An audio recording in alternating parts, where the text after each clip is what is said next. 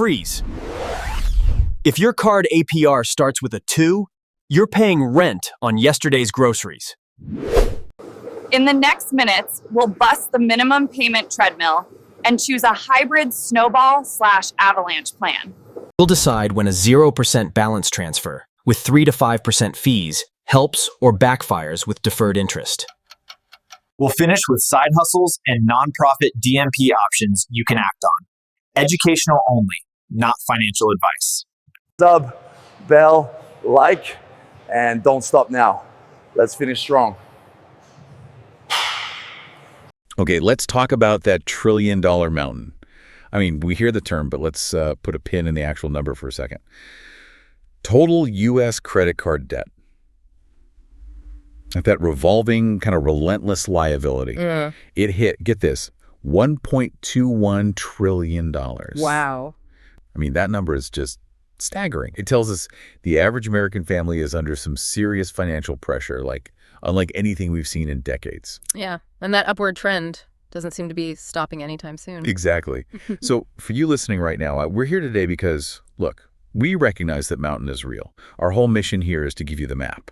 You know, a step-by-step, really actionable guide, something drawn from expert analysis, current market data, basically how to conquer credit card debt. And, to climb that mountain, you first have to understand what it's actually made of. Credit card debt, it's fundamentally different from, say, a mortgage or a car loan. It's what we call revolving unsecured debt. Unsecured. That's kind of the... Smash that subscribe, ring the bell, and stick around now. More is coming. Scary word there, isn't it? It really is. Yeah. It means there's no collateral, no asset like your house or your car backing up that debt. Right. So because the lender's taking on all that risk, they charge incredibly high interest rates, the annual percentage rate, or APR, and there's no fixed end date. The debt, it's just designed to keep revolving almost indefinitely, which is exactly why these current APRs are so punishing. And that really leads us straight into this this new financial reality we're seeing. Yeah. Why is this crisis so urgent right now? The numbers we're looking at aren't just high, they're kind of unprecedented. The interest rates have just exploded. The average APR for accounts actually carrying interest is sitting around 22.25%. Oof, that's already painful. Right, but then if you happen to hold a retail store card. Oh, man. The sources we looked at show that interest can easily soar past 31.15%. 31%? Yeah. Think about that. If you're carrying a balance at 31%, you're paying nearly a third of your balance back to the bank every single year. Yeah. Just in interest. That's just eating away at your money. A staggering rate of decay on your personal balance sheet, basically.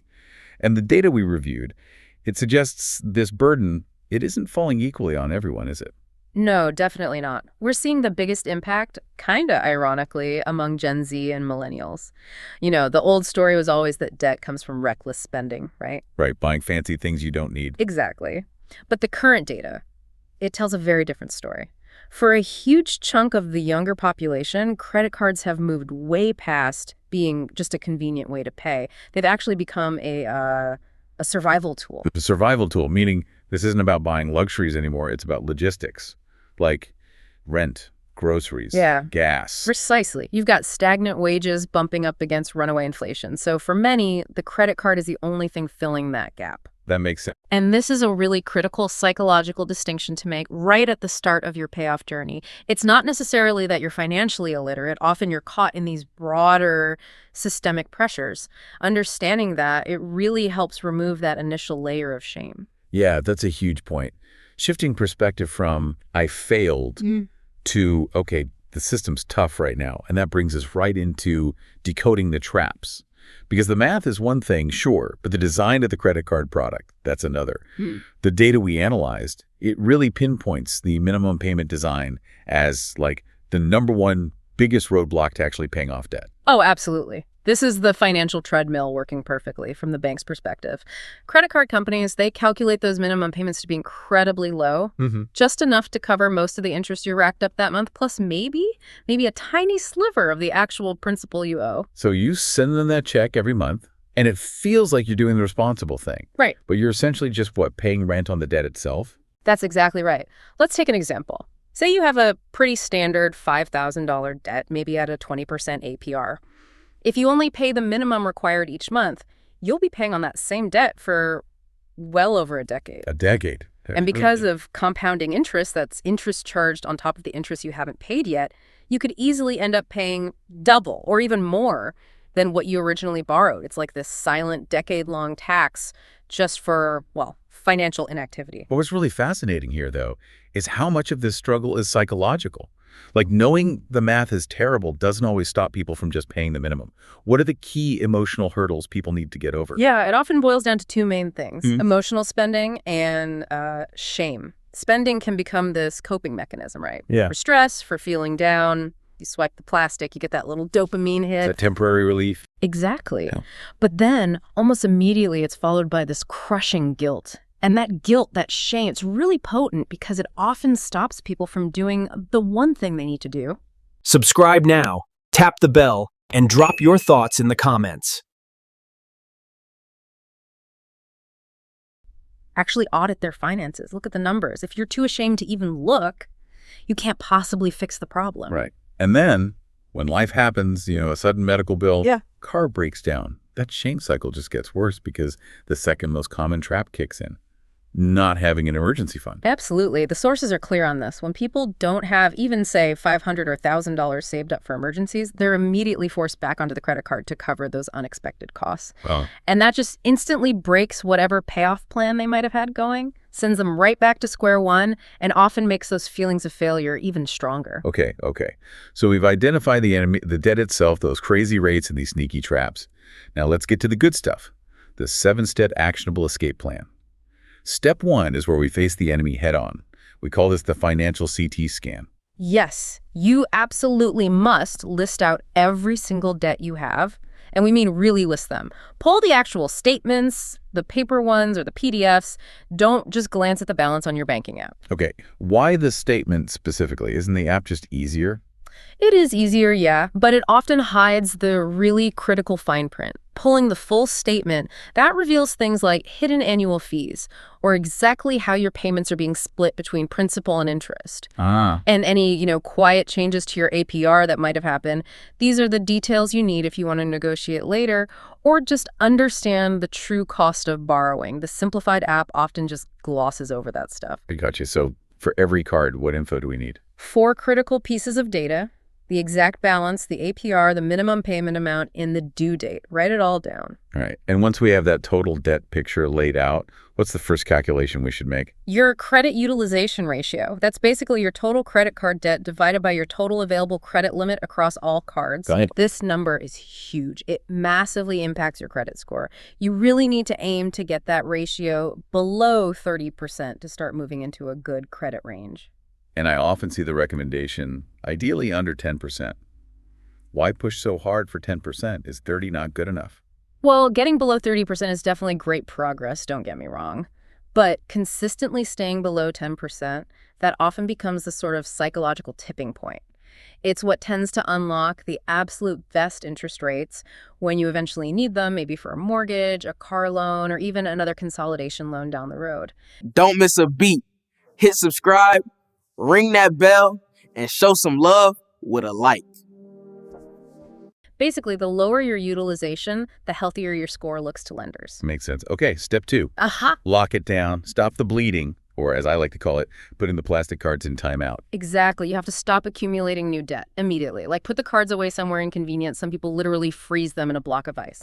Really? Seriously. If you really need it, you have to wait for it to thaw, which gives you crucial thinking time before you swipe. Then you absolutely must implement a real budget.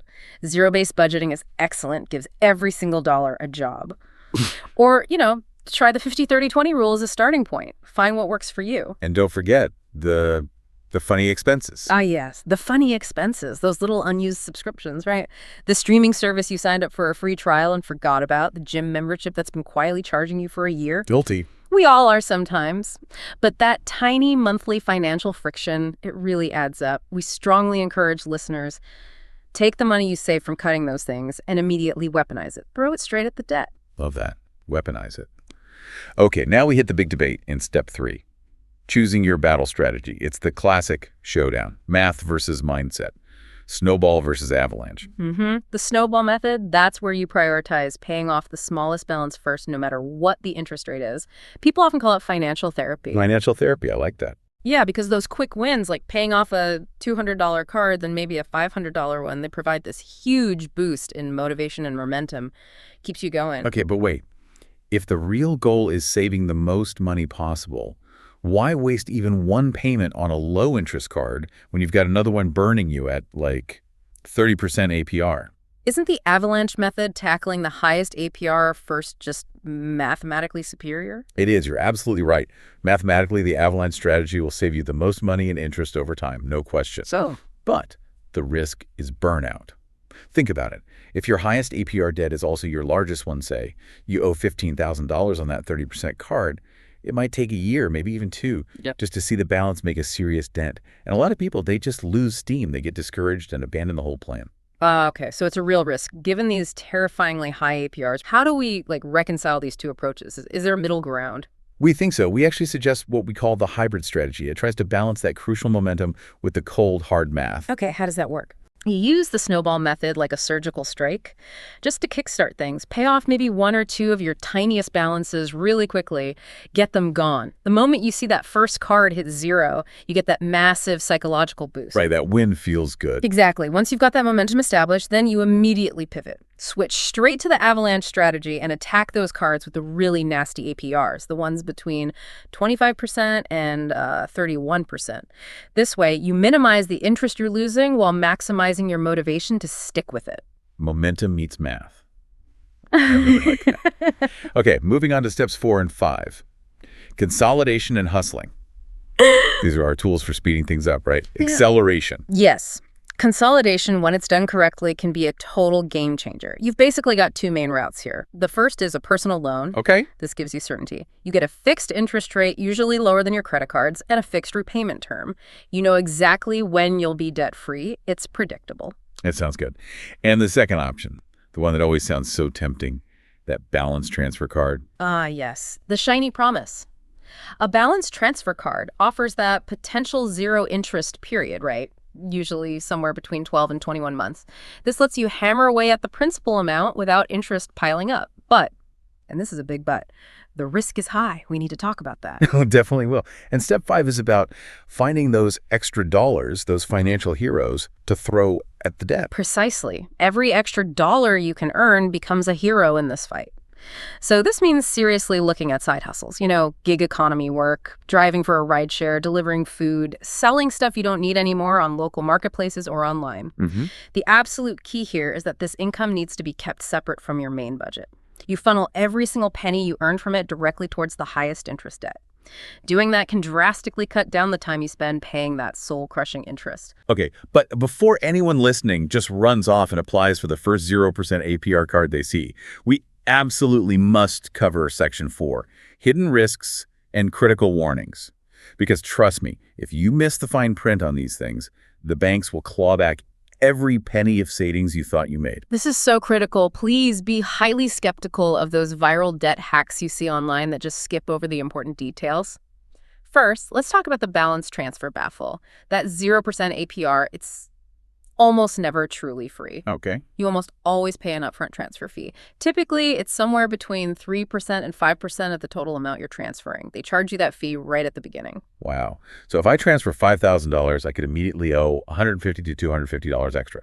Just for the privilege. Exactly. And that fee has to be factored into your savings calculation before you even decide to move the balance.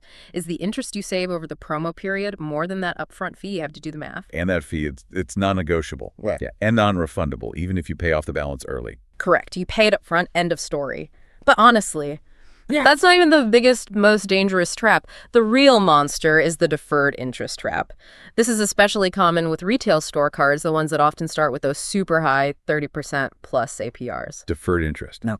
Okay, break that down. What's the huge warning here? Here it is. And listen closely. If you have even one single dollar, literally $1 remaining on that transferred balance after the 0% promotional period officially ends, the credit card issuer can, and often will, retroactively charge you interest on the entire original amount you transferred for the entire length of the promotional period. At the card standard, usually sky high. Okay, let me get this straight. If I transfer, say, $3,000, and I work really hard for 18 months, get it almost paid off, but I somehow miss the deadline by like 50 cents.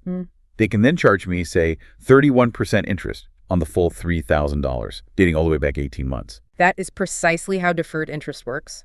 It's absolutely brutal, and it's designed specifically to catch people who just miss that deadline by a tiny amount or miscalculate the final payment.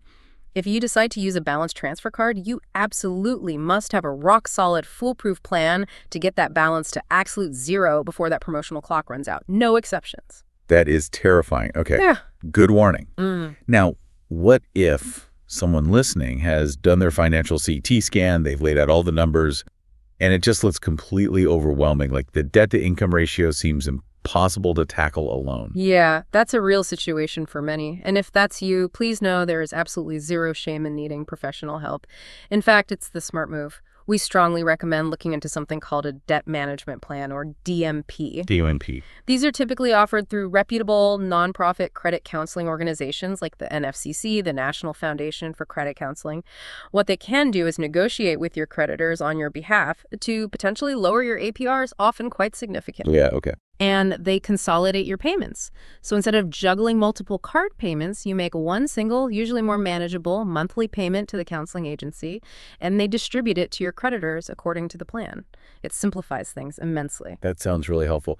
But what about those ads you always hear? The company's promising to, like, settle your debt for pennies on the dollar, wipe out half of what you owe. What's the warning there? Debt settlement. Tread very, very carefully.